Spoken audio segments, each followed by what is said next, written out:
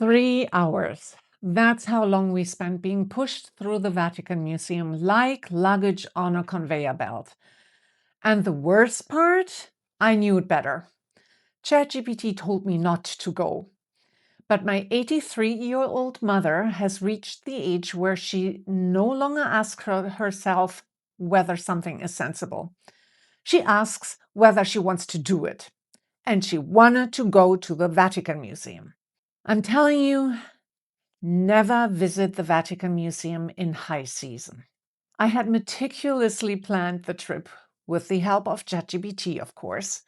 And one thing it advised me to avoid when traveling with people in their 80s and 70s was the Vatican Museum.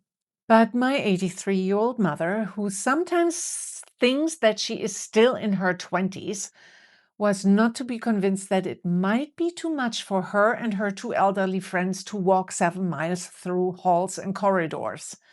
Believe me, the Vatican Museum is one of those places where you wish it was over the second you enter it. The crowds were unbelievable, as predicted, of course, but actually living it was worse than anticipated. And trying not to lose 3 elderly people in the Vatican crowds felt like managing a school field trip. And yes, the art you can see there, the history is mind-blowing. But there's no way to process it with these hordes of people around you. Already after 1 hour of being pushed through the crowds, we felt claustrophobic and all we wanted was to get out. But we also wanted to see the Sistine Chapel.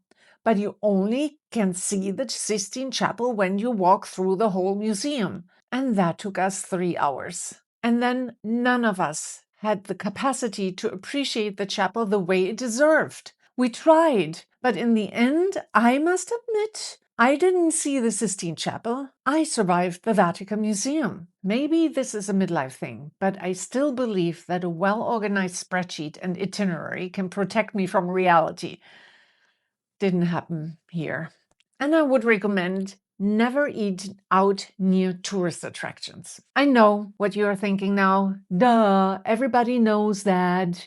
Yes, we knew it too, but we felt we had no choice. After the exhausting Vatican Museum experience, everyone was desperate to sit down somewhere and eat and drink something. It was clear that my mother wouldn't be able to walk much more. So we chose the next best restaurant close to the museum.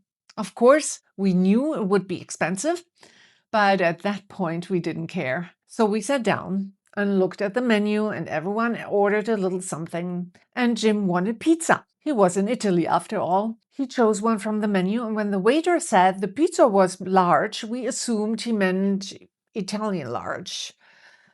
We did not realize he meant suitable for a small wedding large. When it arrived, nobody at the table laughed.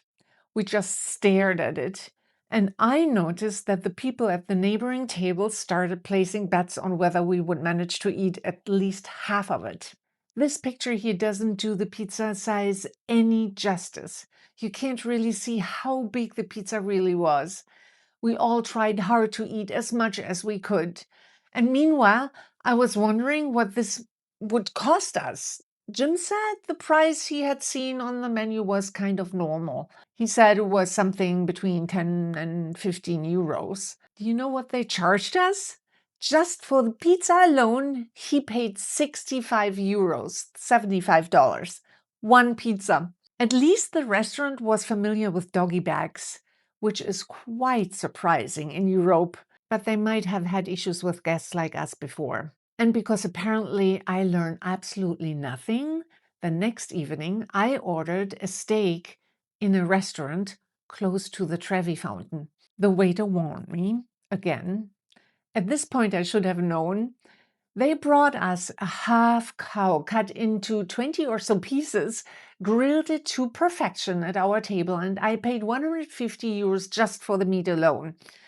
They also knew doggy bags. But to be honest, this was the best meat I have ever had. Ever. Even cold, and after 3 days it was still melting in my mouth because it was so tender. So it might have been worth its money. And I'm telling you, Don't underestimate Rome, ever. I thought carefully planning would save us and make Rome relaxing. No chance. I thought we would have wonderful leisure days because I booked for each morning only one thing, like the Colosseum. I thought we would do that for 1 or 2 hours and then we would have ample of time for the Italian way of life, la dolce vita. Far from that. You always have to plan additional time to get there to account for long lines, and then you might need more time at the location than anticipated. By the time we came out of these places, we were all so exhausted, but couldn't find a place to rest because apparently you can always seem to squeeze 1 or 2 into a crowded cafe, but never 5 people. Some cities reward efficiency, not Rome. But would I go back to Rome? Absolutely. Just not with the same itinerary. And I would do it in January or February. No tourists, just Jim and me. And finally, time and space to enjoy this beautiful, beautiful, amazing city. Okay, that's it for today. Tschüss und bis bald.